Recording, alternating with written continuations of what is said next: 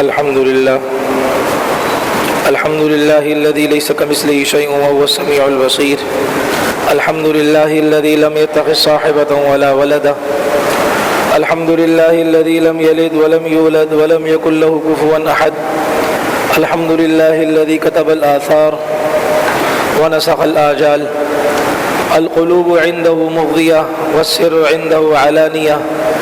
الحلال ما حل والحرام ما حرم.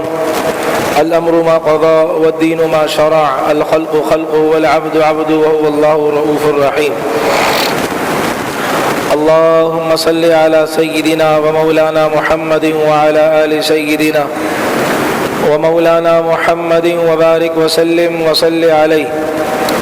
اللهم صل على سيدنا ومولانا محمد وعلى آل سيدنا ومولانا محمد وبارك وسلم وصل عليه.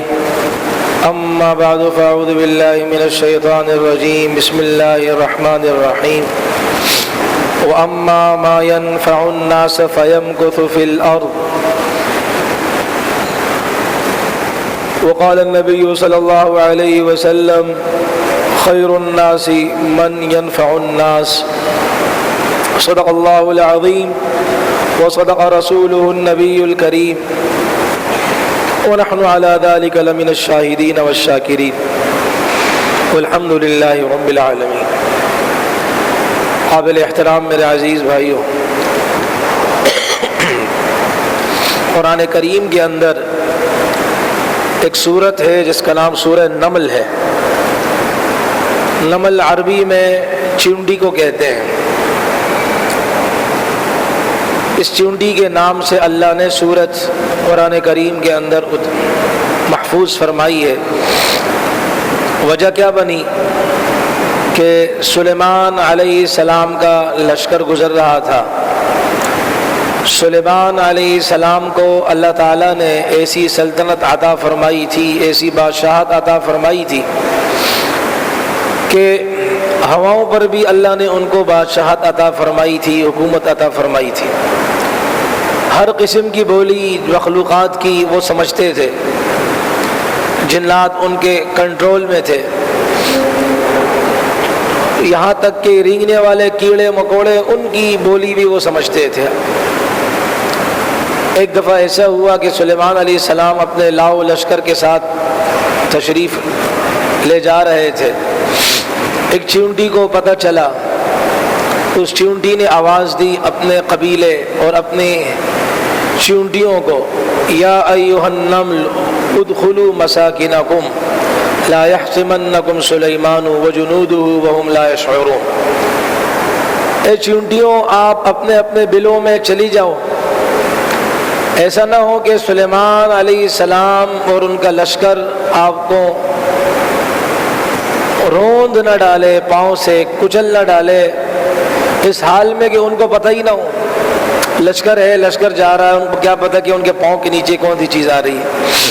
تو لہذا اپنے بچاؤ کا سامان کریں اور آپ اپنے اپنے بلوں میں چھپ جائیں تاکہ آپ کچلے جانے سے محفوظ رہ سکیں.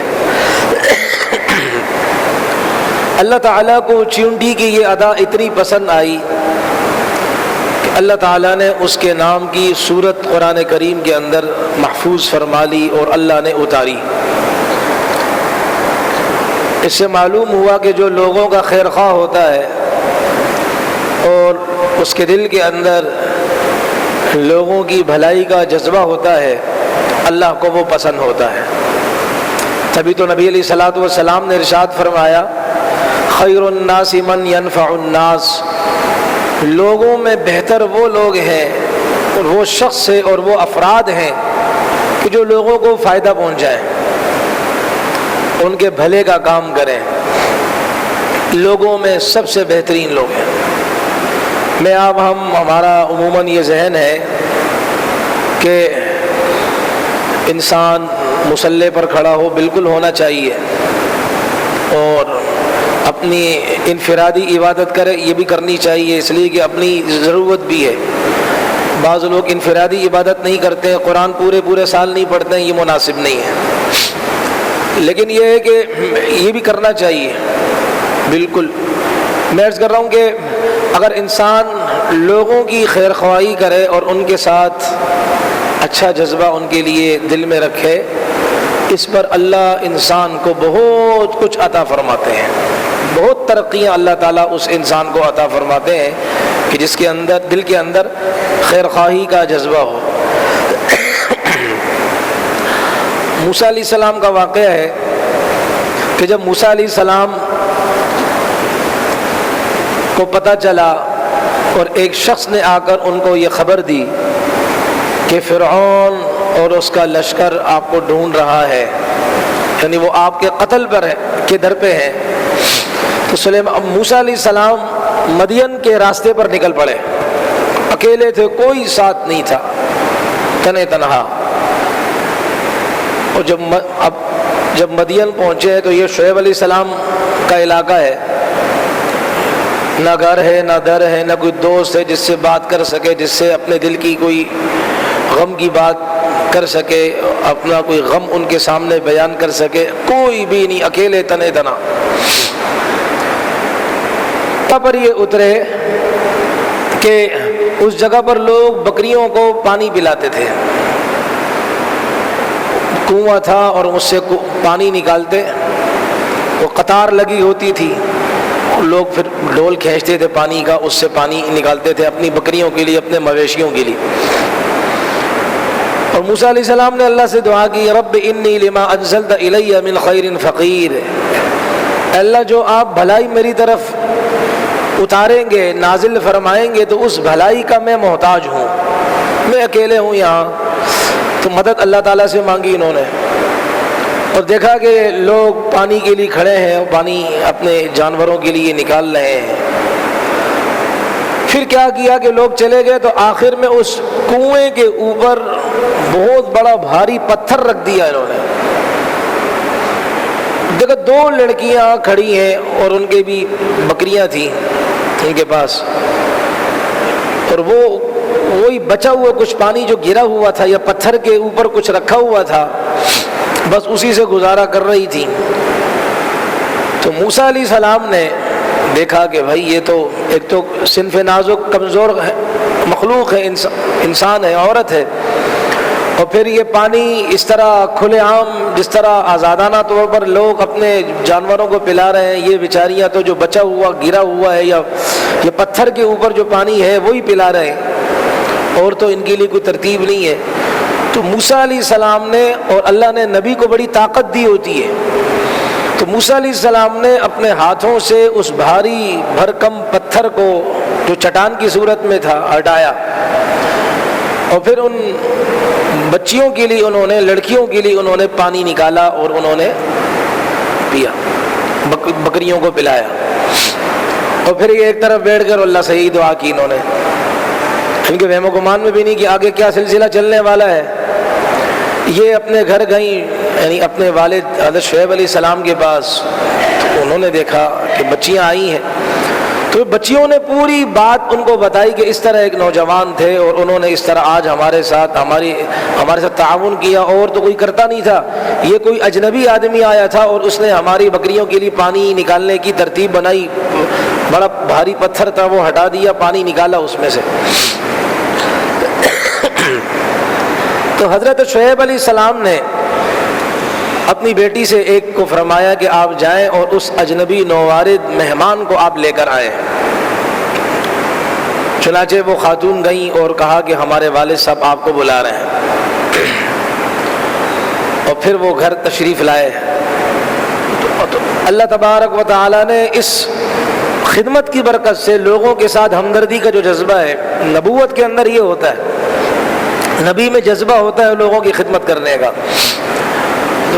تو اللہ تعالیٰ نے کرم یہ فرما دیا کہ شعیب علیہ السلام نے ان سے فرمایا کہ میں چاہتا ہوں کہ ان کی حق احدب نتی ہاتین، ان دو بیٹیوں میں سے ایک کا نکاح میں آپ کے ساتھ کر دوں۔ وہ شرط کیا لگائی؟ علی ان تأجرنی 8 حجج فإن أتممت 10 فمن عندک، شرط یہ ہے کہ آپ 8 سال میری بکریاں چرائیں۔ شعیب علیہ السلام نابینا ہو گئے تھے، لیکن فَإِنْ أَتْمَمْتَ عَشْرًا، اگر آپ 8 کے بجائے 10 پورا کرتے ہیں تو یہ آپ کی طرف سے ایک نیکی ہے، مزید احسان ہے آپ کی طرف سے۔ اگر 10 کا عدد پورا کرتے 10 سال خدمت کریں تو موسیٰ علیہ السلام نے منظور کر لیا۔ علماء فرماتے دیکھیں یہ انہوں نے خیر خواہی کی اور کسی کی خدمت کی، اللہ نے خدمت کا صلہ یہ عطا فرما دیا کہ گھر بھی نہیں تھا، کوئی شریک حیات نہیں تھا ان کے ساتھ، اللہ نے رشتہ کروا دیا، اللہ نے وہاں ان کے لیے ٹھہرنے کا بندوبست کرا دیا، یہ خیر خواہی کا بدلہ اللہ نے عطا فرما دیا۔ اور پھر شعیب علیہ السلام کی صحبت عطا فرما دی کہ شعیب علیہ السلام کی رفاقت، ایک اتنے بڑے جلیل القدر نبی، ان کا ساتھ اللہ نے ان کو عطا فرما دیا۔ جب 10 سال کا عرصہ پورا ہو گیا، اب ظاہر بات ہے موسیٰ علیہ السلام نے اپنے علاقے کی طرف جانا ہے تو اپنی ایلیہ کو ساتھ لے گئے۔ رات کا وقت ہے، اندھیرا ہے، بارش وغیرہ کا معاملہ ہے، دور سے انہوں نے دیکھا کہ کوئی چیز روشن ہے، چمک رہی ہے، تو موسیٰ علیہ السلام نے اپنی ایلیہ سے کہا آپ یہاں رہیں، میں وہ کوئی ایسی روشنی والی چیز ہے تو میں آپ کی خدمت کے لیے کچھ چیز لے کر آتا ہوں، اپنی اہلیہ کی خدمت۔ چنانچہ وہ گئے، اور ان کو کیا پتا تھا اللہ کا کیا نظام چلنا ہے، اس وقت تک نبوت کا معاملہ ابھی اللہ نے دینا تھا، تو گئے وہاں، اور وہاں وہ کوہ طور تھا، اور اللہ تعالیٰ نے موسیٰ علیہ السلام سے ہم کلامی فرمائی اور آپ علیہ السلام سے بات کی۔ اللہ تعالیٰ نے ان کو ہم کلامی کا شرف عطا فرمایا، اور اللہ تعالیٰ نے ان سے گفتگو فرمائی۔ وہ اس لیے کہتے ہیں نا کہ خدا کی قدرت کا کیا پوچھنا ہے تو موسیٰ علیہ السلام سے پوچھئے، لینے آگ گئے تھے، اللہ نے پیغمبری عطا فرما دی۔ تو یہ اس خدمت کا اللہ نے اجر کتنا بڑا عطا فرما دیا کہ نکاح بھی ہو گیا، اللہ تعالیٰ نے ایک بہت بڑی ذمہ داری عطا فرما دی، اور بڑی دولت سے اللہ نے سرفراز فرمایا، نبوت عطا فرما دی۔ اس لیے عرض یہ کرنے لگا ہوں کہ آپ علیہ السلام کی حدیث جو عرض کی ہے کہ آپ علیہ السلام نے فرمایا لوگوں میں بھلا انسان وہ ہے جو لوگوں کے ساتھ بھلائی کرے، خیر الناس من ينفع الناس، کہ لوگوں کے ساتھ خیر خواہی کا معاملہ انسان کرے۔ رسول اللہ صلی اللہ علیہ وسلم کو ابھی نبوت کے آثار ظاہر نہیں ہوئے تھے، اس سے پہلے کی بات اور پھر اس کے بعد کی تو اور بھی زیادہ آپ علیہ السلام نے باتیں ارشاد فرمائی ہیں۔ یوں کہیں کہ آپ علیہ السلام کو جو پہلی وحی آپ علیہ السلام پر اتری، اور پھر آپ علیہ السلام، ظاہر بات ہے وہ پہلی وحی تھی، اور وحی اتنا آسان کام نہیں ہوتا، بہت سخت معاملہ ہوتا ہے۔ اور پھر فرشتے کو اپنی اصل شکل و صورت میں دیکھا اور انہوں نے آپ علیہ السلام کو دبایا، تو نبی علیہ السلام ڈر گئے۔ کبھی یہ موقع پہلے زندگی میں نہیں دیکھا تھا، پہلی دفعہ آپ علیہ السلام نے یہ منظر دیکھا اپنے ساتھ۔ نبی علیہ السلام گھر آئے، اپنی اہلیہ حضرت خدیجہ الکبریٰ رضی اللہ عنہا ان کے پاس آئے، زملونی زملونی دثرونی دثرونی، چادر اڑا دیجئے، چادر پہنا دیجئے۔ نبی علیہ السلام نے خدیجہ سے فرمایا کہ بس میں تو ہلاک ہونے والا ہوں، ایسا ہو رہا ہے۔ حضرت خدیجہ رضی اللہ عنہا نے اس ساری کیفیت پوچھی، اور حضرت خدیجہ رضی اللہ عنہا نے نبی علیہ السلام کو ایک واضح طور پر بات ارشاد فرمائی، کلا لن یضیعک اللہ ابدا، اللہ آپ کو کبھی ضائع نہیں کریں گے، بالکل ضائع نہیں فرمائیں گے۔ اور پھر نبی علیہ السلام کی چند صفات بتائیں، اور اس میں آپ علیہ السلام کی لمبی لمبی عبادتوں کا نہیں بتایا کہ آپ دعائیں بہت زیادہ کرتے ہیں، رونا دھونا بہت کرتے ہیں۔ نبی علیہ السلام کے ان اخلاق کا ذکر کیا جس سے لوگوں کو فائدہ ہو۔ کہا انک لتصل الرحم، اللہ آپ کو ضائع اس لیے نہیں کریں گے کہ نمبر 1 کہ آپ رشتوں کو جوڑنے والے ہیں، اپنوں کے ساتھ تعلق نبھانے والے ہیں، اپنے رشتہ داروں کے ساتھ تعلقات نبھانے والے ہیں۔ وتحمل الکل، جس کے اوپر بہت زیادہ بوجھ ہو آپ اس کا بوجھ اپنے سر رکھنے والے ہیں۔ وتکسب المعدوم، اور جو قلاش ہے جس کے پاس کچھ بھی نہیں ہے آپ ان کو کما کر دینے والے ہیں۔ وتقری الضیف، آپ کے پاس جو مہمان آتے ہیں آپ ان کی میزبانی کرتے ہیں.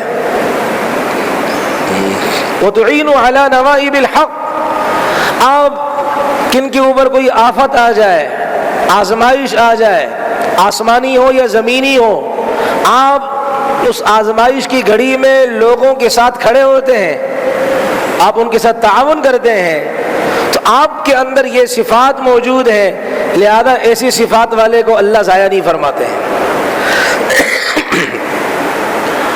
چند دن ہو گئے ہمارے KPK میں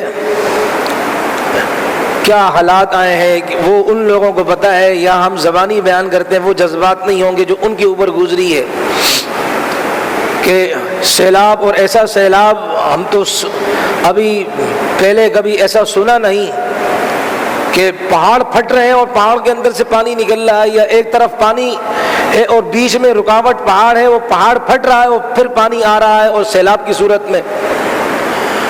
تو اس غم کی گھڑی میں ہمیں چاہیے کہ ہم اپنے بھائیوں کے ساتھ تعاون کریں، کہ ہمارے مسلمان بھائی ہیں، ہمارا فرض بنتا ہے جتنا ہم سے ہو سکے ہم اپنے بھائیوں کے ساتھ تعاون کریں. اور یہ ہمارے نبی علیہ الصلوۃ والسلام کا طریقہ ہے کہ مصیبت کی گھڑی میں، غم کی گھڑی میں ہم اپنے بھائیوں کا ساتھ دیں. اور ایسے تعاون کرنے والے کو اللہ ضائع نہیں کریں گے. اس لیے کہ خدیجہ نے نبی علیہ الصلوۃ والسلام سے عرض کیا، اللہ کے رسول، جس انسان کے اندر یہ صفات ہوں، چونکہ وہ آپ کامل انسان ہے، آپ کے اندر وہ صفات ہے، اللہ آپ کو ضائع نہیں کریں گے. مطلب یہ ہے کہ جو آدمی ان صفات کو اپنائے گا اللہ ان کو ضائع نہیں کریں گے. حضرت ابو ہریرہ رضی اللہ عنہ سے روایت ہے، کئی حدیثیں اس طرح کی ہیں ان سے روایت شدہ ہیں، الفاظ میں فرق ہے اوپر نیچے. حضرت ابو ہریرہ رضی اللہ عنہ فرماتے ہیں کہ نبی علیہ الصلوۃ والسلام نے ارشاد فرمایا، جس کا مفہوم یہ ہے، من نفس عن مؤمن قربة من قرب الدنيا نفس اللہ عنہ قربة من قرب یوم القیامہ. جو کسی ایمان والے بھائی، خواہ مرد ہو یا عورت ہو، اس سے دنیا کی کوئی پریشانی والی چیز دور کر دے، ذریعہ بن جائے، تو اللہ تعالیٰ قیامت کی بڑی بڑی پریشانیوں سے اس انسان کی حفاظت فرمائیں گے، اللہ تعالیٰ اس کو بچائیں گے. کہنے والا کون ہے بھائی؟ نبی علیہ السلام. اللہ کے نبی کی بات میں کوئی شک شبہ ہی نہیں ہے. وَمَنْ فَرَّجَ عَن مُؤْمِنٍ، اور جو کسی تنگ دست انسان کہ جس کے لیے سارے راستے بند ہو گئے ہوں، یہ ان کے لیے راستوں کو ہموار کرنے کی کوشش کرتا ہے، اللہ تبارک و تعالیٰ قیامت کی پریشانیوں سے اس کی حفاظت فرمائیں گے. اور روایت میں آتا ہے کہ نبی علیہ السلام نے فرمایا، وَمَنْ سَتَرَ مُسْلِمًا سترہ اللہ یوم القیامہ، جو کسی مسلمان کی ستر پوشی کرتا ہے، ان کے عیبوں کو چھپاتا ہے، اللہ قیامت میں اس کے عیب کو چھپائیں گے. آج کل ہمارا سب سے اچھا موضوع کیا ہوتا ہے کہ کسی کے عیبوں کو ظاہر کرنا، دنیا والوں کے سامنے بتانا، اس کے عیبوں کو بتانا. میرا کھانا اس وقت تک حلق سے لقمے نیچے نہیں اترتے جب تک کہ میں کسی کی غیبت نہ کر لوں، جب تک کہ کوئی کسی کی غیبت نہ کر لوں، یا کام کاج میں لگا ہوں، غیبت جو زنا سے بدتر ہے کام بھی کر رہا ہوں، زنا سے بدتر کام بھی کر رہا ہوں، اس وقت تک میرا کھانا نیچے نہیں اترتا. ایک یہ ہے کہ وہ عیب جس سے لوگوں کو اگر آگاہ نہ کیا جائے لوگوں کے عقیدوں کو خراب کر جائے گا، اس کے تو عیب بتانے چاہیے. ایک ہر انسان کا اپنا پرسنل عیب ہے، ذاتی عیب ہے، وہ نہ بتائے. تو ایک ہے وہ عیب جس سے نوجوانوں، جوانوں، بزرگوں، خواتین، مرد، عورت، ان کا ایمان خراب ہوتا ہے اگر اس عیب کو نہ بتایا جائے. اس کو تو بتانا چاہیے، یہ تو ہمارے ذمہ فرض ہے. ایک وہ عیب ہے کہ جو انسان ہونے کے ناطے ہوتا ہے، انسان کے اندر انسان ہونے کے ناطے ہوتا ہے، اس ذاتی عیب کو بیان نہیں کرنا چاہیے. شاید اب معاملہ الٹا ہے، وہ جس عیب کی وجہ سے ہمارے جوانوں کے اخلاقیات تباہ ہوتے ہیں ہم اس کو چھپانے کی کرتے ہیں، جس کا ذاتی ہوتا ہے ہم اس کو بتاتے. تو نبی علیہ السلام نے فرمایا، جس نے کسی کا ذاتی عیب چھپایا اللہ تعالیٰ اس کے ساتھ قیامت میں پردے والا معاملہ کریں گے. اللہ اس کو بھی رسوا نہیں کریں گے، اس لیے کہ اس نے اپنے بھائی کو رسوا نہیں کیا. اور حدیث میں آتا ہے جس کا مفہوم یہ ہے کہ نبی علیہ السلام نے فرمایا، جو کسی کے عیبوں کے پیچھے پڑتا ہے، اور معاف کرنا یہ اچھے خاصے نمازیوں کے بھی یہی حال ہے، وہ یہ کام کرتے ہیں. کسی کی عیبوں کے پیچھے پڑتے ہیں. تو نبی علیہ السلام نے فرمایا جو کسی انسان کے عیبوں کے پیچھے پڑتا ہے اس کا اور کوئی کام ہی نہیں ہے، تو اللہ تبارک و تعالیٰ اس انسان کے پیچھے پڑ جاتے ہیں. اور حدیث میں آتا ہے نبی علیہ السلام نے فرمایا جس انسان کے پیچھے اللہ پڑ جائے اللہ تعالیٰ اس انسان کو رسوا کر کے چھوڑیں گے، اگرچہ وہ اپنے گھر کے اندر بند کیوں نہ ہو. اللہ گھر میں اس کو ذلیل کر کے دکھا دیں گے. اللہ کا نظام ہے، اللہ قادر مطلق ہے. جو اللہ 3 پتھروں کے پیٹ میں ایک کیڑے کو سبز پتا پہنچا سکتے ہیں، وہ اللہ قادر ہے کہ محلات میں بیٹھے ہوئے انسان کو ذلیل کر کے دکھا دے. نمرود کو اللہ نے ذلیل کیا کہ نہیں کیا؟ تخت پر بٹھا کر اللہ نے ذلیل کیا، جوتے لگوائے. تو خیر، تیسری بات جو نبی علیہ السلام نے فرمائی کہ جو کسی کے ساتھ پردے کا معاملہ کرتا ہے، ستر کا معاملہ کرتا ہے، ستر کو بھی ستر اس لیے کہتے ہیں کہ وہ چھپانے کی چیز ہوتی ہے، پردے پوشی کا معاملہ کرتا ہے، عیبوں کو چھپاتا ہے، اللہ قیامت میں اس انسان کو رسوا نہیں کرے گا. ومن کان فی حاجت اخیہ کان اللہ فی حاجتہ. آپ علیہ السلام نے فرمایا جو آدمی اپنے بھائی کی ضرورت میں لگا رہتا ہے کہ میرا بھائی اس کی یہ پریشانی ہے، اس کی پریشانی کو دور کرنے میں وہ لگا ہوا ہے، اللہ کے نبی نے فرمایا اللہ اس کے کاموں کو پورا کرنے میں لگ جاتے ہیں. یعنی اللہ کی مدد اس انسان کے ساتھ ہوتی ہے جو اپنے بھائی کی حاجت براری، اپنے بھائی کی ضروریات کے پورا کرنے میں انسان لگا ہوتا ہے. اللہ تبارک و تعالی خود اس کے ساتھ ہو جاتے ہیں. یعنی اللہ کی مدد اس کے شانہ بشانہ ہوتی ہے، شامل حال ہوتی ہے. جس انسان کے دل کے اندر کسی بھی مسلمان بھائی کے لیے دکھ اور تکلیف کا احساس ہو. حدیث رسول اللہ صلی اللہ علیہ وسلم کی حدیث مبارکہ ہے کہ آپ علیہ الصلوۃ والسلام نے ارشاد فرمایا کہ من سقا مؤمنا علی من اطعم ایما مؤمن، حدیث میں ہے ایما مؤمن اطعم مؤمنا علی جوع اطعمہ اللہ ثمار الجنت یوم القیامہ. جس انسان نے اپنے بھائی کو بھوک کی حالت میں، کہ اس کا بھائی بھوکا تھا، اس بھوک کی حالت میں جس مسلمان نے اپنے بھائی کو، ایمان والے نے اپنے بھائی کو کھانا کھلایا، اللہ جنت کے میوے اور پھل اور کھانے اس کو کھلائیں گے. فرمایا جس نے اپنے مسلمان بھائی کو پانی پلایا پیاسے ہونے کی حالت میں، من سقا مؤمنا ایما مؤمن سقا مؤمنا علی ظمئ سقاہ اللہ یوم القیامت من الرحیق المختوم.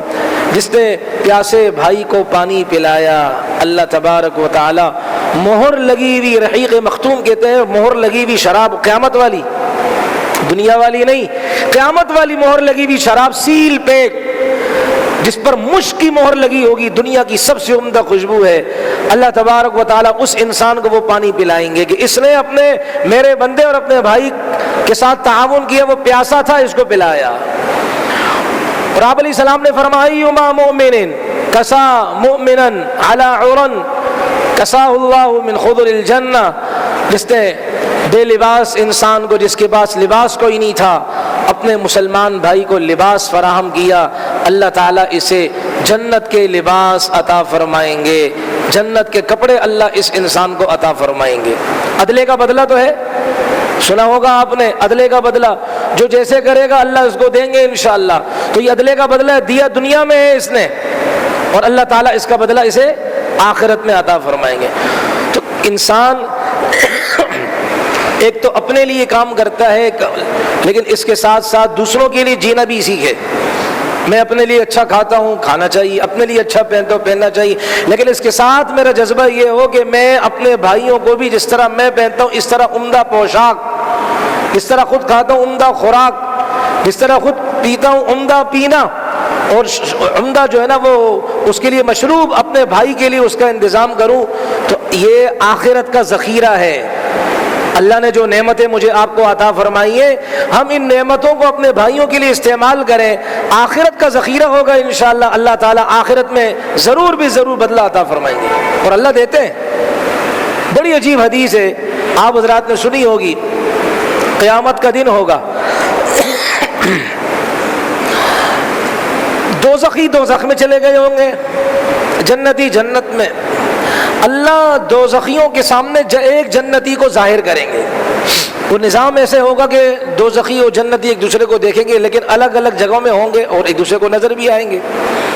تو ایک جنتی کو اللہ تعالیٰ دوزخیوں کے سامنے ظاہر کریں گے، تو دوزخی انسان اس جنتی سے کہے گا یا ایھا الرجل هل تعرفونی، اے فلانے آپ مجھے پہچانتے ہیں کہ میں کون ہوں؟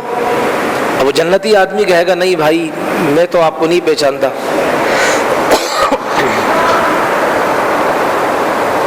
میں آپ کو نہیں پہچانتا۔ وہ کہے گا آپ یاد کریں ایک دفعہ آپ کا گزر میرے گھر کے پاس سے ہوا، آپ میرے گھر کے چوکھٹ کے پاس سے گزرے اور آپ نے مجھے دستک دی، پانی کا مطالبہ کیا، آپ کو پانی کی حاجت تھی، آپ کو پیاس تھی لگی ہوئی تھی، آپ نے مجھ سے پانی مانگا، میں نے آپ کو ایک پیالہ پانی بھر کر کے پیش کیا، یاد آیا؟ وہ کہے گا ہاں یاد آ گیا۔ کہ اب اللہ تعالیٰ سے میری سفارش تو کر دو بھائی، تم تو ویسی جنت میں ہو، اللہ تمہاری بات رد نہیں کریں گے، مسترد نہیں کریں گے، ریجیکٹ نہیں ہوگی آپ کی بات، آپ اللہ تعالیٰ سے کہہ دیں میرے حق میں۔ وہ کہے گا ہاں مجھے یاد آ گیا، آپ نے مجھے پانی پلایا تھا۔ چنانچہ اب عدلے کا بدلہ، اس نے دنیا میں پانی پلایا، وہ اللہ سے سفارش کرے گا جنتی کہ اللہ یہ فلاں فلاں آدمی ہے، یہ میرے پاس سے گزرا تھا، اس نے پانی پلایا، لہذا اس کے حق میں میری سفارش قبول فرما دیجئے، میں سفارش کرتا ہوں اس کو جنت میں داخل فرما دیجئے۔ اللہ اس جنتی کی سفارش کو رد نہیں کریں گے، لوٹائیں گے نہیں، اللہ اس کے حق میں اس کی سفارش کو قبول کر دیں گے، دوزخی کو دوزخ سے نکال کر جنت میں داخل کر دیں گے۔ کتنا بڑا انعام ہے ایک پیالہ پانی پلانے پر۔ معاف کرنا بھائی، آج کل ہماری تو پالٹی بازیاں ہوتی ہیں، میری جماعت کا میرے ذہن کا ساتھی اگر وہ کیا ہے ضرورت مند ہے تو میں اس کو پورا خرچہ دوں گا، میرے ذہن کا نہیں کلمہ پڑھتا ہے، نبی کو آخری نبی مانتا ہے، اللہ کو ایک ہی خدا مانتا ہے، قرآن پر یقین اور اعتماد ہے، دین اسلام کو سچا مذہب مانتا ہے، کیوں نہ مانے، لیکن چونکہ میری پارٹی میری جماعت کا نہیں ہے، میرے ساتھ اٹھتا بیٹھتا نہیں ہے، اس لیے میں اس کے ساتھ تعاون نہیں کرتا۔ آج کل ہماری یہ سوچ بنائی جا رہی ہے، بنتی جا رہی ہے۔ کیا یہاں اس جنتی کو اس نے جو پانی پلایا تھا کیا اس سے پوچھا تھا کہ کون سی جماعت سے تعلق ہے آپ کا؟ کون سی جماعت سے آپ کا تعلق ہے؟ نہیں، کلمے کی بنیاد پر پانی پلایا تھا، اور اللہ تعالیٰ نے اس کلمے کی بنیاد پر اسے جنت میں داخلہ عطا فرما دیا۔ آج کل تو مصیبت یہ ہے، اور ذہن سازیاں نہیں ہو رہی ہماری، بس یہ ہماری پارٹی کا ہو، بس پارٹی کے لیے جان نچھاور ہے فلاں۔ ارے اللہ کے بندے، انسانیت بھی کوئی چیز ہے۔ ہمارے اکابر تو مسلمان تو چھوڑے، وہ جانوروں کے لیے بھی خیر خواہی کا جذبہ رکھتے تھے، جانوروں کے لیے خیر خواہی کا جذبہ رکھتے تھے۔ کیا وہ اس عورت کے بارے میں آپ نے نہیں سنا کہ جس نے ایک پیاسے کتے کو پانی پلایا، اللہ نے جنت کا فیصلہ کر دیا اس کے لیے؟ تو میرے محترم، جہاں آپ دیکھیں کیپ موجود ہوں، ہمارے اکابر کہتے ہیں نا، پتہ نہیں ہم کیوں بھول جاتے ہیں، حال کا امر۔ حال کا امر کسے کہتے ہیں؟ اس وقت اللہ کا حکم کون سا متوجہ ہے، اس وقت اللہ کا حکم کون سا متوجہ ہے، اس پر عمل کرنا۔ مثال کے طور پر نبی علیہ الصلوۃ والسلام کے پاس ایک ہی قسم کے سوالات لوگوں نے کیے، لیکن اللہ کے نبی نے ہر ایک کو، بعض حدیثیں آتی ہیں الگ الگ جواب دیے۔ ایک موقع پر آپ علیہ الصلوۃ والسلام سے پوچھا کہ اے اللہ کے رسول کون سا عمل افضل ہے؟ آپ علیہ الصلوۃ والسلام نے فرمایا جہاد افضل ہے۔ ایک موقع پر پوچھا کہ آپ علیہ الصلوۃ والسلام نے فرمایا صدقہ افضل ہے۔ اب دیکھیں سوال ایک ہی ہے، عمل کون سا افضل ہے؟ اللہ کے نبی نے جوابات بدل بدل کے دیے۔ ایک موقع پر پوچھا کہ آپ علیہ السلام نے فرمایا ماں باپ کی خدمت کرنا۔ وجہ کہ جب اس سوال کرنے والے نے جس موقع پر سوال کیا کون سا عمل افضل ہے، اس وقت جہاد کے لیے جانا افضل تھا، اس لیے نبی علیہ السلام نے جواب کیا دیا؟ جہاد پر جانا افضل ہے۔ حال کا امر یہ۔ پھر وہ معاملہ ختم، اس کے بعد کسی نے پوچھا، اس سے پہلے پوچھا ہوگا کہ اللہ کے رسول کون سا عمل افضل ہے؟ آپ علیہ السلام نے فرمایا مال خرچ کرنا۔ یہ وہ وقت تھا جب قحط سالی کا زمانہ تھا، جب بھوک کا عالم تھا، ہو کا عالم تھا۔ یہ وقت ضرورت اس بات کی تھی کہ اب مسلمان کیا کرے؟ پیسہ نکالے، مسلمان بھائیوں کے ساتھ تعاون کرے۔ یا اس سوال کرنے والے کی کنڈیشن کو دیکھ کر اللہ حضرت نے جواب دیا کہ یہ اور عبادتوں میں تو بڑا اسٹرانگ ہے، مضبوط ہے، لیکن خرچ کرنے میں کمزور ہے۔ تو آپ علیہ السلام نے اسے ترغیب دینے کے لیے فرمایا کہ مال خرچ کرنا، یعنی تمہارے لیے اس وقت جو موقع ہے وہ کیا ہے؟ مال خرچ کرنا۔ تو یا تو حالات کے اعتبار سے آپ علیہ السلام جواب دیتے تھے، یا سوال کرنے والے کہ آپ علیہ السلام نے دیکھا یار یہ جہاد میں تھوڑا سا کمزور ہو رہا ہے تو اللہ کے نبی فرماتے جہاد کرنا، یا سوال کرنے والے کی نوعیت کو دیکھ کر آپ علیہ السلام جواب دیا کرتے تھے۔ تو یہ حال کا عمر جہاں بھی ہم دیکھیں کیمپ لگے ہوں، ہمارے مسلمان بھائیوں کے لیے تعاون کی اپیلیں کی جا رہی ہوں، کسی بھی مسجد کے سامنے ہو، ہم نے ظاہر کو دیکھنا ہے اور اللہ کے حکم کو پورا کرنا ہے۔ اپنی بساط، اپنی گنجائش، اپنی اپنی استطاعت کے مطابق ہم نے کیا ہے؟ اللہ کے نام پر دینا ہے۔ اللہ دیے ہوئے میں بہت برکت عطا فرمائیں گے انشاءاللہ۔ چنانچہ مکاشفۃ القلوب ایک کتاب ہے، اس کے اندر آتا ہے اللہ تعالیٰ نے اپنے بعض بندوں کو پیدا ہی اس کام کے لیے کیا کہ وہ لوگوں کے ساتھ تعاون کریں، خیر خواہی کریں، تعاون کریں۔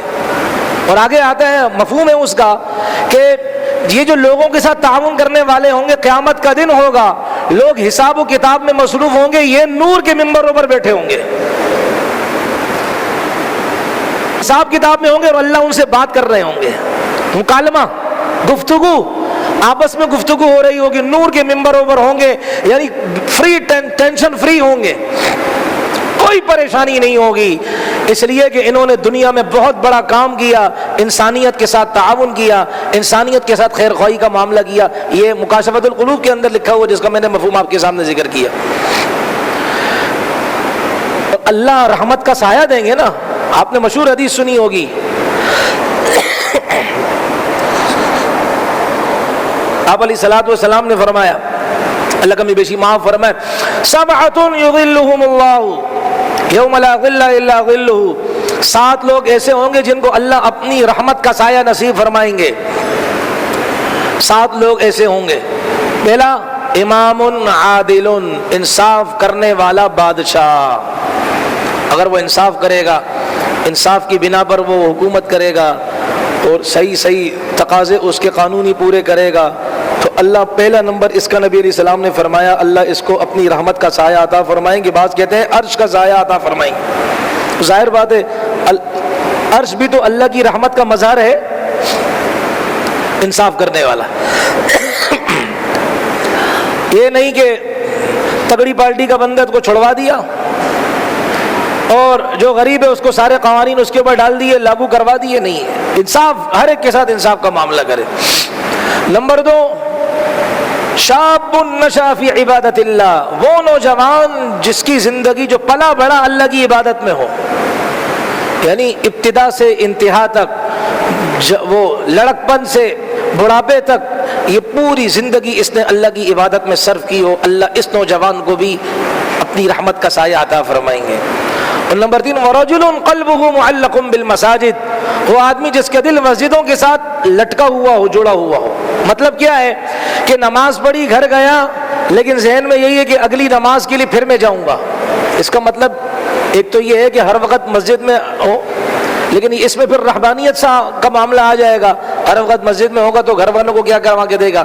اس لیے اس کی دوسری تشریح جو کی ہمارے اکابر نے وہ یہ کہ وہ فرض نماز پڑھ کے گھر جائے اور گھر جا کر پھر اس کے دل دماغ کے اندر یہ سوار ہو، اب دوبارہ اللہ کی طرف سے جب مسجد میں سے مؤذن کی شکل میں اذان کی صورت میں حکم آئے گا، میں دوبارہ اپنے کاروبار، بیوی بچوں کو چھوڑ کر میں گھر، اللہ کے گھر کی طرف متوجہ ہوں گا۔ یہ ہے اس کا دل اٹکا ہوا ہے اللہ کے گھر کے ساتھ۔ اللہ کے نبی نے فرمایا اس کو بھی اللہ اپنی رحمت کا سایہ عطا فرمائیں گے۔ 4، رجلان تحابان فی اللہ اجتماعا علیہ وتفرقا علیہ، کہ 2 آدمی مسلمان ایسے ہوں جو اللہ تعالیٰ کی محبت میں اللہ کی رضا کی خاطر ایک دوسرے سے پیار اور محبت کرنے والے ہوں، ان کا بیٹھنا اللہ کی رضا کی خاطر، ان کا اٹھنا اللہ کی رضا کی خاطر، اللہ ان کو بھی اپنی رحمت کا سایہ عطا فرمائیں گے۔ اور ایک وہ آدمی ہے وَرَجُلٌ دَعَتْهُ امْرَأَةٌ ذَاتُ حَسَبٍ وَجَمَالٍ، کہ وہ آدمی، وہ نوجوان کہ جسے خوبرو خوبصورت عورت اپنی طرف بلائے، متوجہ کرے کہ آؤ میری طرف متوجہ ہو جاؤ، یعنی زنا کی دعوت دے، اور وہ کہے فقال انی اخاف اللہ، وہ کہے کہ مجھے اللہ کا ڈر ہے، میں اللہ کا ڈر ہے، میں تمہارے قریب بھی نہیں آؤں گا، میں اس مولا کی نمک حرامی نہیں کرنا چاہتا۔ یہ بہت بڑا امتحان ہوتا ہے کہ اللہ تعالیٰ ایسا جگر کسی کو عطا فرماتے ہیں، تو اللہ کے نبی علیہ السلام نے فرمایا اس کو اللہ رحمت کا سایہ عطا فرمائیں گے۔ ایک وہ آدمی ہے کہ سیدھے ہاتھ سے صدقہ کرتا ہے، بائیں ہاتھ کو پتہ نہیں ہوتا۔ اس کا مطلب کیا ہے؟ یعنی چوری چھپے صدقہ کرتا ہے کہ پبلسٹی نہ ہو، شہرت نہ ہو، نام و نمود، ریاکاری کا عنصر میرے اس جذبے میں غالب نہ آ جائے اور اس میں شامل نہ ہو جائے۔ اللہ تعالیٰ اس انسان کو بھی رحمت کا سایہ عطا فرمائیں گے۔ کتنی بڑی خیر کی باتیں ہیں یہ، اللہ تعالیٰ مجھے آپ کو ہم سب کو کیا ہے ان خوش نصیب لوگوں میں شامل فرمائے۔ تو میرا محترم اس میں کیا ہے کہ صدقہ خیرات انسان کرے۔ بعض نفلی صدقہ تو چھپ چھپا کر کرنا چاہیے، لیکن بعض اوقات ماحول بنانے کے لیے کھلے عام بھی کرنا چاہیے، ماحول بنے اس سے، تاکہ اوروں کو ترغیب ہو، اوروں کو رغبت ہو، اور وہ کیا کرے اللہ کے نام پر مال اللہ کے نام پر دیں۔ ہمارے اکابر جس طرح مال کی زکوٰۃ نکالتے تھے، اسی طرح جسم کی زکوٰۃ نکالتے تھے۔ جسم کی زکوٰۃ کیا کہ لوگوں کی خدمت میں اپنے آپ کو لگاتے تھے۔ آپ حضرات نے سنا ہوگا عبداللہ بن جعفر بڑے باغوں والے تھے رحمۃ اللہ علیہ، ان کا ایک کالا کلوٹا حبشی غلام تھا اور ان کے پاس خدمت کیا کرتا تھا۔ ایک دفعہ ایسا ہوا کہ انہوں نے دیکھا ایک کتا آیا اور اس کھانے کا وقت ہوا، اب وہ کھانا کھانے لگا ان کا وہ حبشی غلام۔ انہوں نے دیکھا کہ اس کتے کو انہوں نے اس روٹی کا کچھ روٹی کے ٹکڑے دیے، سارے نہیں، لیکن دیکھا کہ کتا اور بھی مانگنے کے لیے اس کا ایسا انداز تھا، پھر اس کو اور دیا اور کھایا۔ تو دو روٹی کے جو وہ تھے، دو روٹیاں تھیں مکمل اس کے دوپہر کے کھانے کی، وہ دونوں روٹیاں ڈال کر اس کو دے دی کتے کو، اور پھر اٹھا کام پہ شروع ہو گیا۔ تو عبداللہ بن جعفر نے اس سے کہا کہ آپ نے کتے کو تھوڑا سا دے دیا ہوتا تو کافی ہوتا، آپ نے ساری روٹیاں اپنے حصے کی اس کو دے دی ہیں۔ تو انہوں نے کہا کہ وجہ یہ ہے میں نے دیکھا کہ یہ اس علاقے کا کتا نہیں ہے، کیونکہ اس علاقے میں کتے نہیں ہیں، لگتا ہے کہ یہ کسی اور علاقے سے آیا ہے اور بھوک کا مارا ہے، اس کو بھوک لگی ہوئی تھی اور بھوک نے ستایا تھا، اس لیے اپنا علاقہ چھوڑ کر اس علاقے میں آیا، کھانے کے لیے آیا۔ تو مجھے گوارا نہیں ہوا، میں نے اس کو روٹی کے چند لقمے دیے، لیکن میں نے دیکھ لیا کہ اس کی بھوک مٹ نہیں رہی، لہذا میں نے کہا کہ کوئی بات نہیں، آج اپنے حصے کی روٹیاں ساری کی ساری میں کیا کر دوں، اس کو میں دے دیتا ہوں اور یہ اپنا پیٹ بھر لے اور میں بھوکا رہ جاؤں گا۔ عبداللہ بن جعفر نے جب دیکھا کہ اس انسان نے کتے کے ساتھ یہ ہمدردی کی، وہی عدلے کا بدلہ اللہ تعالیٰ دیتے نہیں، تو اس آدمی نے عبداللہ بن جعفر نے اپنے جتنے باغ تھے تمام باغوں کا مالک اس حبشی غلام کو بنا دیا، ایک کتے کی خدمت کی برکت سے، ایک اس کو نفع پہنچانے کی کا صلہ اللہ نے یہ عطا فرما دیا، جو تھوڑی دیر پہلے ایک غلام اور نوکر کی صورت میں تھا، کتے کے ساتھ مہربانی کی، اس کے صلے میں اللہ نے کیا دیا، باغوں کا مالک بنا دیا۔ تو جو انسان کلمہ گو کے ساتھ یہ معاملہ کرے اور کلمہ پڑھنے والے بھائی کے ساتھ یہ معاملہ کرے، اللہ اس کو کتنی بلندیاں عطا فرمائیں گے، کیا کچھ اللہ اس کو نعمتوں سے مالا مال فرمائیں گے۔ اس لیے آتا ہے اپنے بھائی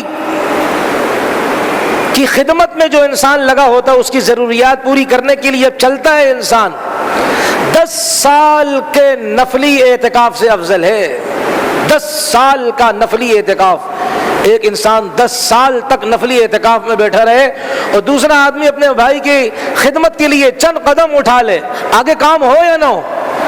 اللہ کے نبی نے یہ نہیں فرمایا کہ کام بھی ہو جائے، نبی علیہ السلام نے فرمایا جو چل پڑے تو اللہ تعالیٰ اس کو کیا صلہ عطا فرمائیں گے؟ بھائی 10 سال کے نفلی اعتکاف کا ثواب عطا فرمائیں گے۔ سبحان اللہ۔ اور ایک عجیب روایت ہے، نبی علیہ الصلوۃ والسلام نے فرمایا جس کا مفہوم یہ ہے جو انسان اپنے بھائی کی ضرورت پوری کرنے کے لیے چل پڑتا ہے، ایک قدم پر 70 نیکیاں اللہ دیتے ہیں، ایک قدم پر 70 گناہ اللہ اس کے معاف کرتے ہیں۔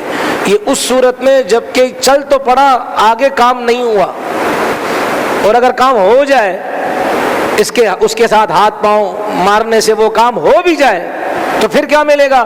نبی علیہ الصلوۃ والسلام نے فرمایا پھر اس کا حال ایسا ہوگا اللہ اس کے پچھلے سارے گناہوں کو معاف کر دیں گے، اور ایسا ہوگا جیسے آج یہ پیدا ہوا ہے، دنیا میں آیا ہے، جیسا بچہ دنیا میں آتا ہے اس کے دامن پر گناہوں کا کوئی ایک داغ بھی نہیں ہوتا، صاف ستھرا ہوتا ہے، ایسے ہی یہ انسان ایسے گناہوں سے پاک صاف ہو گیا۔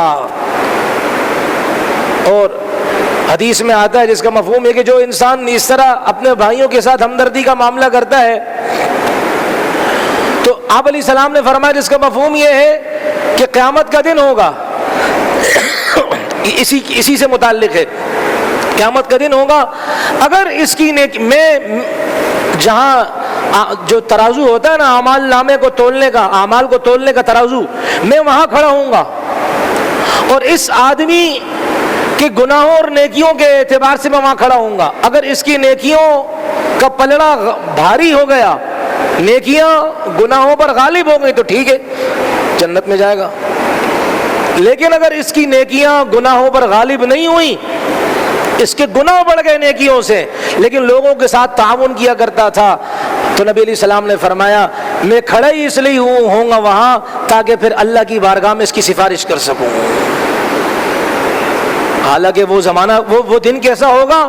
فما لنا من شافعین ولا صدیق حمیم، وہ دوزخی کہیں گے ہائے آج ہماری سفارش کرنے والا کوئی نہیں ہے، آج پکا دوست ہمارا جو دنیا میں ہمارے لیے جان نچھاور کرنے والا تھا آج ہمیں نظر نہیں آ رہا۔ محبوب خدا صلی اللہ علیہ وسلم اس آدمی کے لیے جو سوشل ورکنگ کرتا تھا، اس کا مطلب یہ ہے کہ نمازوں کو چھوڑ دے۔ بعض بددین قسم کے لوگ یہ کہتے ہیں کہ انسانیت کی خدمت کرنا یہ سب سے بڑا جہاد ہے، جھوٹ بولتے ہیں، بکواس کرتے ہیں۔ ہر چیز کا ایک لیول ہوتا ہے، ہر چیز کے ایک حدود ہوتے ہیں، نماز کے وقت نماز پڑھے۔ انسانیت کی سب سے بڑی خدمت کرنے والے محمد الرسول اللہ، ان کے صحابہ ہیں، انہوں نے نماز کے وقت میں نماز پڑھی ہے، روزے کے وقت میں روزہ رکھا ہے۔ اس لیے جو نماز سے جان چھڑانے والے ہوتے ہیں وہ یہی کہتے ہیں انسانیت کی خدمت کرنا سب سے افضل جہاد ہے، بکواس ہے، جھوٹ ہے۔ وہ دین میں تحریف کرتے ہیں، قرآن کے اندر مکسنگ کرتے ہیں، یہ بددین قسم کے لوگ ہیں، چاہے ان کے چہروں پر داڑیاں ہوں، جو اس طرح کی باتیں کرتے ہیں بددین قسم کے لوگ ہیں، محرف قسم کے لوگ ہیں، ان کا قرآن سے کوئی تعلق نہیں ہے بھائی۔ ہر چیز کا اپنا دائرہ کار شریعت نے طے کیا ہے، ختم ہو گئی بات۔ عجیب باتیں آ رہی ذہن میں۔ آپ علیہ السلام نے صحابہ کی تربیت کیسے کی کہ آپ دیکھیں نا، ایک عام آدمی کو پانی پلانے والے کو اللہ یہ اجر دیں گے جو اپنے بچوں کو پانی پلاتا ہو۔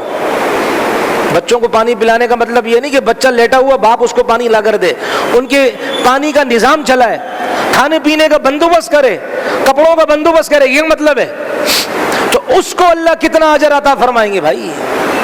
حدیث میں آتا ہے جس کا مفہوم یہ نبی کی سیرت سے یہ سبق ملتا ہے ہمیں کہ حضرت حذیفہ رضی اللہ عنہ اور آپ علیہ السلام ایک موقع پر تھے، آپ علیہ السلام ایک کنویں کے پاس پہنچے، نبی علیہ السلام نے فرمایا حذیفہ نہانے کو دل کر رہا نہا لو، لیکن سطر کا معاملہ، پردے کا معاملہ، تو آپ علیہ الصلوۃ والسلام نے فرمایا نہا لو۔ اللہ کے رسول کیسے نہائے؟ پردے کا معاملہ میں نہاؤں گا تو آخر کوئی آڑ بھی تو ہونی چاہیے، آپ علیہ الصلوۃ والسلام نے پردہ آگے کر دی، حذیفہ آپ اس طرف تم نہا لو، میں محمد تمہارے لیے پردے کا انتظام میں نے کر دیا ہے۔ اللہ کے رسول یہ کیا؟ آپ علیہ السلام نے فرمایا نہا لو، چنانچہ انہوں نے آپ علیہ الصلوۃ والسلام نے ان کے ساتھ تعاون کیا اور یہ نہا گئے۔ پھر آپ علیہ السلام نے غسل کی فرمایا اور انہوں نے آپ علیہ السلام کے لیے کپڑا پردہ یوں پکڑا، یعنی تعاون کیا آپ علیہ السلام نے، یہ سبق سکھایا اللہ کے نبی نے صحابہ کو اپنے بھائیوں کے ساتھ تعاون کیا جائے۔ تو یہ پارٹی بازیاں چھوڑ دیں، ہم جماعت بازیاں چھوڑ دیں، جماعت بندی کے گروہ ان خولوں سے نکلے ہم، ہمارا مسلمان بھائی بس ہم اس کی خدمت کر رہے ہیں کلمے کی بنیاد، ختم ہو گئی بات. اور مسلمان تو مسلمان انسانوں کی خدمت کریں. دیکھیں ہمارے علماء کرام نے، اللہ ان کو دنیا میں بھی بدلہ دے آخرت میں بھی بدلہ دے، کہ وہ جو بنیر کے اندر جو سیلاب آیا سکھوں کے گھروں میں بھی گئے. کہاں نہیں گئے ہمارے طلبہ گئے، سکھوں کے پاس گئے، اور جو دوسری کمیونٹی کے لوگ ہیں ان کے ساتھ صرف انسانیت کی ہمدردی کے اعتبار سے گئے. اور ہمیں شریعت نے یہی سکھایا ہے، انسان تو انسان، کتوں اور جانوروں کے حقوق شریعت نے ہمیں سکھائے بھائی. اللہ ہمیں عمل کی توفیق عطا فرمائے. ایک موقع پر نبی علیہ السلام سفر میں تھے، اس میں اکثر صحابہ نے روزہ رکھا تھا نفلی روزہ. کچھ نے روزہ نہیں رکھا تھا کہ یار سب روزہ رکھیں گے تو پھر نڈھال ہو جائیں گے. سفر بھی تو صحرائی سفر تھا، آج کل کا تو نہیں.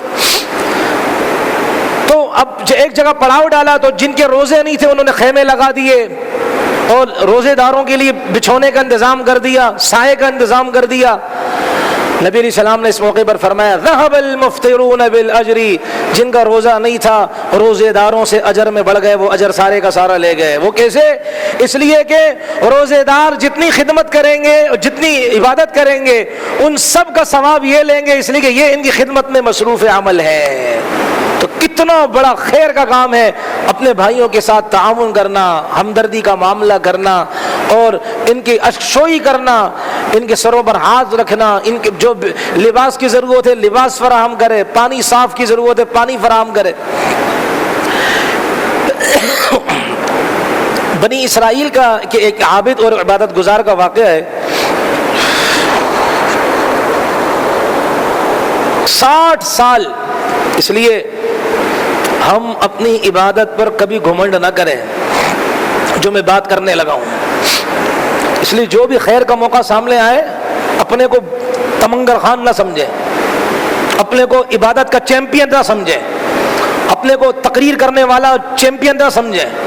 نہیں، ہم کچھ بھی نہیں ہیں، یہ سب اللہ کی دین ہے، اللہ نے دیا ہے. میرے اندر کیا طاقت ہے؟ اللہ ابھی مجھے بخار میں مبتلا کر دے، میں سجدہ کرنے کے قابل نہیں رہوں گا. میرے اندر میری کیا اوقات ہے؟ یہ جو عبادت کا تکبر ہے بڑا خطرناک ہوتا ہے. علم کا تکبر، عبادت کا تکبر، یہ بڑا خطرناک ہوتا ہے. بنی اسرائیل کے اندر ایک عبادت گزار تھا، 60 سال اس نے اللہ کی عبادت کی. ہماری تو عمر ہی 60 سال ہوتی ہیں. 60 میں سے تو پھر کراچی والوں کے 30 سال تو نیند کے نکال دو، 12 بجے تو چھٹی کے دن سوتے رہتے ہیں ماشاءاللہ ہم. اور پھر اس کے علاوہ جو ہے نا وہ دیگر مصروفیات میں نکال دے تو عبادت کا تو کچھ بنتا ہی نہیں ہمارا. وہ عبادت 60 سال اس نے عبادت کی. پھر ایک دن اس نے دیکھا کہ چلو یار تھوڑا نیچے اتروں. اچھا، اس کے عبادت کے قریب 100 ماہ اس کے عبادت خانے کے قریب ایک خاتون نے ڈیرے ڈال دیے. اب یہ نیچے اترا. جب یہ نیچے اترا تو دیکھا اس نے عورت کو. شیطان بیچ میں آ گیا. بعض لوگ کہتے ہیں نہیں مولوی صاحب دم ڈال دے، مولوی صاحب تو اپنا جو ہے نا اپنا ہی بندہ ہے، گھر کی مستورات سے دم ڈال دے. مولوی بعد میں، انسان پہلے. مولوی کا لیول بعد میں لگا، پیر کا لیول بعد میں لگا، پہلے وہ انسان ہے اور انسان کے ساتھ نفس اور شیطان لگے ہوئے ہیں. تو اس لیے وہ جب وہ نیچے اترا اس نے عورت کو دیکھا، دماغ کے اندر اس کی تصویر، اس کا عکس آ گیا، اس سے بات چیت ہوئی اور بس اس کے ساتھ زنا کر لیا، منہ کالا کر لیا. شیطان بیچ میں آ گیا. چند دن اس کے ساتھ رہا، بعض جگہوں میں آتا 6 دن. پھر اس کو خیال آیا، اس نے توبہ کی، اللہ سے معافی مانگی. بھائی ٹھیک ہے، انسان ہے، ہو جاتا ہے. اب یہ دوبارہ اپنے اسی عبادت خانے میں گیا. 3 دن اس نے کچھ نہیں کھایا. کچھ نہیں کھاؤں گا، یہ مجھ سے کیا ہو گیا، اپنے مالک کی نمک حرامی کر دی میں نے کیا کر دیا. پھر اس کے پاس ایک روایت میں آتا ہے ایک آدمی آیا مانگنے والا، ایک میں آتا 2 آدمی آئے مانگنے والے، ہمیں کچھ کھانے کو دے دو. تو اس کے پاس جو اس نے نہیں کھایا تھا، اس کے پاس کھانے کی چیزیں تھیں، اس نے جا کر اس کو دے دی. 2 روٹیاں تھیں اتنی، وہ روٹیاں اس کو دے دی. اور اسی حالت میں پھر اس کی طبیعت خراب ہونا شروع ہو گئی اور اس کا انتقال ہو گیا. موت کا فرشتہ آیا اور اس کی روح قبض کر کے لے گیا. چونکہ نبی علیہ السلام نے حدیث سنائی ہے جس کا مفہوم بتا رہا ہوں. کہ پھر ہوا یہ کہ اس کے اعمال نامے تولے گئے. 60 سال کی عبادت ایک طرف، وہ جو چند دن اس عورت کے ساتھ بتائے ایک طرف، 60 سال کی عبادت پر زنا کا عمل غالب آ گیا. 60 سال کی عبادت نیچے، زنا کی نحوست اس کے اوپر غالب آ گیا یہ. لیکن پھر دیکھا کہ روٹی کے چند ٹکڑے، یا یوں کہیں کہ 2 روٹیاں، اس کا اجر جب آیا تو وہ اجر ان تمام اجروں پر غالب آ گیا، اور اللہ نے اس کے لیے جنت کا فیصلہ کر دیا کہ اس نے انسانیت کے ساتھ خیر خواہی کا معاملہ کیا. اللہ تعالیٰ نے صرف 2 روٹیاں تھیں، ان روٹیوں کو اللہ تبارک و تعالیٰ نے اس کا جو اجر تھا اتنا غالب کر دیا، 60 سال کی عبادت پر بھی غالب، اور وہ جو چند دن زنا کے اس نے کیے تھے اس پر بھی غالب، اور اللہ نے اس کے لیے جنت کا فیصلہ کر دیا. ایک 2 دوست اچھے نیک دل انسان، آپس میں بڑی محبت کرنے والے، ایک دوست کا انتقال ہو گیا. اب دونوں دوست شادی شدہ تھے، اہل خانہ، بچے ان کے تھے. ایک دوست کا انتقال تو دوسرے دوست نے 40 سال تک اپنے دوست کے گھر والوں کے ساتھ کفالت کا معاملہ کیا، تعاون کا معاملہ کیا. کئی دفعہ یہ بات عرض کی ہے میں نے، اب یہ مناسبت سے بات آ گئی تو ذہن میں. ہمارے ہاں کیا ہوتا ہے، ہم صرف ایسے لوگوں کو رمضان میں یاد کرتے ہیں وہ بھی زکوٰۃ دے کر بہت بڑا احسان کرتے ہیں. کسی مسجد کے امام کا انتقال ہو جائے، یا کسی عالم دین کا انتقال ہو جائے، یا کسی غیر عالم دین انسان کا انتقال ہو جائے، ہم رمضان میں لفافے بناتے ہیں، 500 1000 کا دیتے ہیں، جی بہت بڑا ہے. ابے اپنے پاس رکھیے، بھاڑ میں جا. سال کے 11 مہینے اللہ اس کے خاندان کو کھلائیں گے. قرآن اور مصلی کی برکت سے تیرے 500 کی کوئی ضرورت نہیں ہے. بعض لوگوں کی گندی عادت ہے، یہ گھٹیا ترین عادت ہے. عالم دین اس نے اتنی خدمات سر انجام دی، سال میں ایک دفعہ، وہ بھی ایک ہرا اور نیلا اور پیلا نوٹ، ابے اپنے پاس رکھ بھائی، ضرورت نہیں ہے. ایسے یہ ہوتے ہیں 40 سال تک اپنے دوست کے گھرانے کی کفالت کی ذمہ داری خود لی کہ میں انشاءاللہ ان کے ساتھ تعاون کروں گا. یہ ہے انسانیت. اللہ تعالیٰ یہ والی انسانیت ہم سب کو نصیب فرما دے. تو اس لیے یہ جو آج مختلف باتیں عرض کی آپ کے سامنے، اس لیے عرض کی ہیں کہ ہمارے بھائیوں کے اوپر ایک بہت بڑی آزمائش آئی ہوئی ہے. اب اس پہ ہم گہرائی میں نہیں جا رہے ہیں کہ کیا وجوہات، کیا اسباب ہے. ہم یہ بعض لوگ زخموں پر نمک چھڑکنے کی کوشش کرتے ہیں، یا ہم سب کے، اب کوئی کہے کہ جی وہاں تو وہاں والے اگر ہیں تو یہاں والے ہم کون سے نیک ہیں بھائی؟ میں کون سا نیک اور شریف ہوں؟ میں اگر اپنے، اللہ میرے اعمال دکھا دے آپ کے سامنے، اللہ اگر اسکرین یہاں دل کی اسکرین کو یوں سامنے کر دے اور پھر میرے رات والے اعمال، دن والے اعمال دکھا دے، خدا کی قسم میں تو بیٹھنے کے قابل بھی نہیں رہوں گا. اس لیے یہ باتیں کرنا کہ نہیں ان کے کرتوت ایسے ہیں، یہ وہ، بھائی کرتوت ہمارے لاہور میں کیا غلاظت نہیں ہوئی چند دن پہلے؟ مرد کے ساتھ بدکاری کر رہا تھا، اور کچھ عورتیں اس طرح اوباش قسم کی تھیں، اور دجال کو بلا رہے ہیں، باقاعدہ میوزیکل کنسرٹ ہوا، دجال کو بلا رہے ہیں. ہمارے ملک پاکستان، لاہور تاریخی شہر، تو اس کا بھی نزلہ کیا KPK والوں پر؟ یہ ایسے موقع پر اس طرح تعصب والی باتیں نہ انسان کرے، یہ ہمارا اجتماعی گناہ ہے، یہ کہے انسان. اور پھر آپ کو پتہ ہے آپ کی عدالت، ماشاءاللہ آپ کی عدالت نے ان سب کو بری کر دیا کہ ثبوت کوئی نہیں ہے. پولیس کا افسر کہہ رہا ہے ہمارے پاس USB موجود ہے، ہمارے پاس ڈیٹا موجود ہے، ہمارے پاس ویڈیوز موجود ہے، ہمارے پاس ریکارڈ موجود ہے. یہ باقاعدہ دجال کو بلانے کی نقل کر رہے ہیں، شیطان والا لوگو اپنی انگلیوں سے ہاتھ سے بنا کر دکھا رہے ہیں، ننگے مردوں کے ساتھ زنا کر رہے ہیں، ہمارے پاس ویڈیو موجود ہے. عدالت اندھی بنی ہوئی ہے، اس لیے کہ اس کے اوپر پریشر آتا ہے حکام بالا کی طرف سے، اس لیے اس کو ڈسمس کر دیا. تو کیا اس کا بھی قصور؟ اس لیے میں عرض کر رہا ہوں ایسے موقعوں پر ہم ایسی باتیں نہ کریں، ہم استغفار کریں، کثرت سے استغفار کریں کیا میری شادیوں میں خدا کی نافرمانیاں نہیں ہوتی؟ کیا میں سود کا کام نہیں کرتا؟ سود خوروں کے ساتھ دسترخوان پر بیٹھ کر کھانا نہیں کھاتا؟ اور کچھ نہیں، میں الغیبت اشد من الزنا، زنا سے بڑھ کر گھٹیا کام غیبت کی صورت میں نہیں کرتا؟ کیا میں امانت میں خیانت نہیں کرتا، کرپشن نہیں کرتا، جھوٹ نہیں بولتا، پاک دامن لوگوں پر الزامات اور کی بوچھاڑ نہیں لگاتا؟ وہ کون سا گناہ ہے جو میرے اس معاشرے میں نہیں ہوتا؟ اس لیے یہ کہنا کہ جی وہ ان کے گناہ ہوں گے، تو میرے خیال سے میرے گھر میں کوئی ایسا مصلی نہیں جس سے میں نے سجدے کر کے اس کو پھاڑ دیا ہو۔ ہاں، نیا مصلی ہوگا، جب سے مجھے ہدیہ ملا آج تک وہ نیا مصلی رہے گا، اس لیے کہ مجھے توفیق ہی نہیں ملی بھائی۔ ہاں، میرے قرآن کے صحیفے پر گرد و غبار جمی ہوگی، کیونکہ سال میں ایک دفعہ مجھے قرآن پڑھنے کا موقع ملتا ہے۔ اس لیے یہ باتیں نہ کرے انسان، یہ ان بیچاروں کے زخموں پر کہ نمک پاشی ہے کہ ان سے یہ کام ہوا ہے، فلاں کام ہوا ہے۔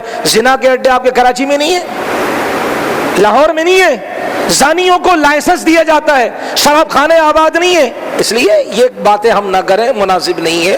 ہم اس موقع پر اپنے بھائیوں کے ساتھ تعاون والی باتیں کریں۔ اور میں نے پہلے کہا، جماعتی حدود سے نکل کر، یہ نہیں کہ جی میرے جماعت کا بندہ ہے، اس کو تو میں جو ہے نا اتنے مہینوں کا خرچہ میں دے دوں گا، اور یہ چونکہ میری جماعت کا نہیں ہے اس کو میں نہیں دوں گا، یہ گھٹیا سوچ ہے، یہ دقیانوسیت ہے، اس کو ذہن سے نکالے۔ نہیں، یہ میرا کلمے والا بھائی ہے، اس کے ساتھ میں تعاون کروں گا انشاءاللہ۔ تو بھائی تعاون کریں گے انشاءاللہ۔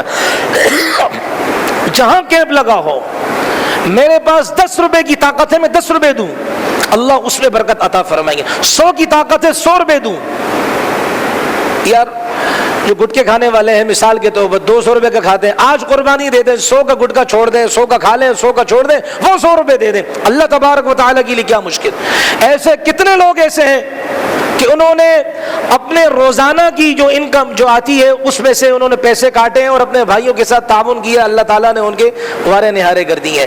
تو اس لیے ان کے لیے دعا بھی کریں، اور بالخصوص غزہ کے مسلمانوں کے لیے دعا کریں۔ اب دیکھیں، یہ تو چند دن، ایک ہفتہ ہوا ہے، وہ 2 سال بیت رہے ہیں، 2 سال بیت رہے ہیں ان پر۔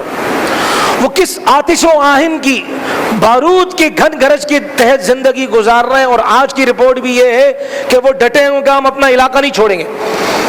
اور اسرائیلی اخبار ان کی رپورٹیں آ رہی ہیں کہ 83% لوگ شہید کر دیے گئے یا وہاں سے نکال دی، لیکن یہ ڈٹے ہوئے اپنی مقام پر۔ اس لیے میرے محترم، ہم ان کو بھی خصوصی دعاؤں میں یاد فرمائیں، اپنے ان بھائیوں کو بھی خصوصی دعاؤں میں یاد فرمائیں۔ اللہ مجھے، آپ کو، ہم سب کو ایک دوسرے کے ساتھ دل کھول کر تعاون کرنے والا بنائے۔